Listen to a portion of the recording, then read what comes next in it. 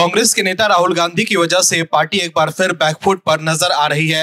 राहुल गांधी ने कोशिश तो खूब की बीजेपी को घेरने की, लेकिन उनके सारे किए कराए पर पानी फिर गया है। राहुल गांधी के चक्कर में उनकी पार्टी के बड़े नेताओं की आफत बढ़ गई है। जो खुलासे हुए हैं उससे देश के लोग हैरान हैं। वही राहुल गांधी जो वोट चोरी का मुद्दा उठा रहे हैं उसका असर कहीं नहीं दिख रहा है, जिसके बाद जबरदस्ती कांग्रेस के लोग और खुद राहुल गांधी कह रहे हैं कि आजकल वोट चोर गद्दी छोड़ का नारा पूरे देश भर में गूंज रहा है। लेकिन कांग्रेस और उनके समर्थकों को छोड़कर कोई भी ये मानने के लिए तैयार नहीं है कि वोट चोरी नाम की कोई चीज भी है और लोग पीएम मोदी को सत्ता से बाहर करना चाहते हैं। उल्टा उपराष्ट्रपति पद के लिए हुए चुनाव में विपक्ष बुरी तरह हार गया, जबकि ये चुनाव बैलेट पेपर से हुए थे। ऐसे में राहुल गांधी और कांग्रेस के लोग अब ये भी नहीं कह सकते हैं कि बैलेट पेपर हैक हुए हैं ईवीएम की तरह। दर्शकों, विपक्ष के लोग कांग्रेस के इस चाल को समझ गए हैं कि कांग्रेस की आदत है कि आरोप लगाओ और भाग जाओ। राहुल गांधी के पास वोट चोरी को लेकर कोई सबूत होते तो वो सबसे पहले सुप्रीम कोर्ट जाते, लेकिन ना तो वो सुप्रीम कोर्ट गए और ना ही उन्होंने हलफनामा दिया।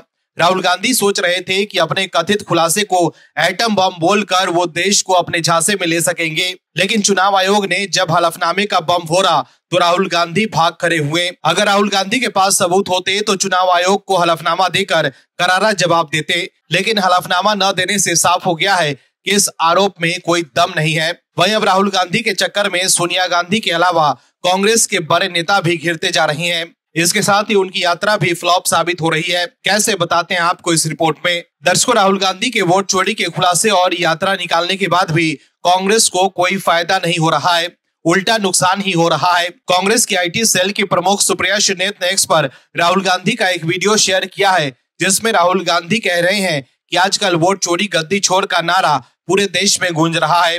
हालांकि उनकी बिहार में यात्रा के बाद उनके सहयोगी दल भी उन्हें भाव नहीं दे रहे हैं। अगर वाकई उनके द्वारा उठाए जा रहे मुद्दे में दम होते और लोगों का समर्थन राहुल गांधी को मिलता तो बिहार में तेजस्वी यादव की पार्टी आरजेडी कांग्रेस की डिमोशन नहीं कर रही होती।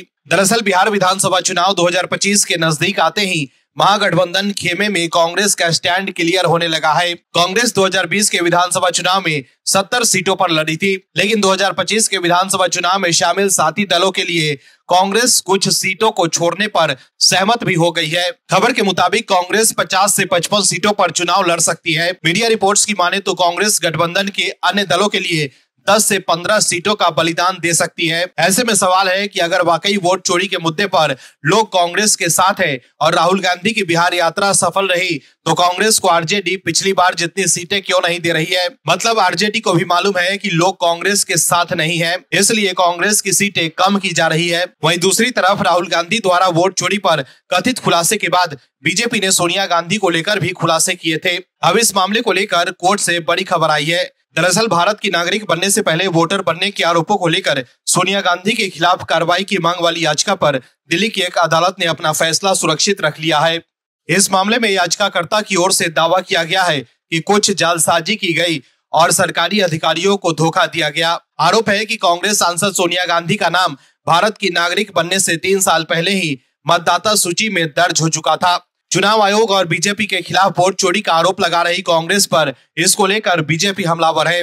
न्यूज एजेंसी पीटीआई की एक रिपोर्ट के मुताबिक दिल्ली की एक अदालत में एडिशनल चीफ जुडिशियल मजिस्ट्रेट ने सोनिया गांधी के खिलाफ कार्रवाई की मांग वाली याचिका पर कहा कि मैं आदेश सुरक्षित रख रहा हूं। वहीं कांग्रेस नेता पवन खेड़ा को लेकर भी खुलासा हुआ था कि उनके और उनकी पत्नी के पास 2 वोटर आईडी कार्ड है। मतलब राहुल गांधी के खुलासे के बाद कांग्रेस ही फंस गई है। Bureau report, OMH news.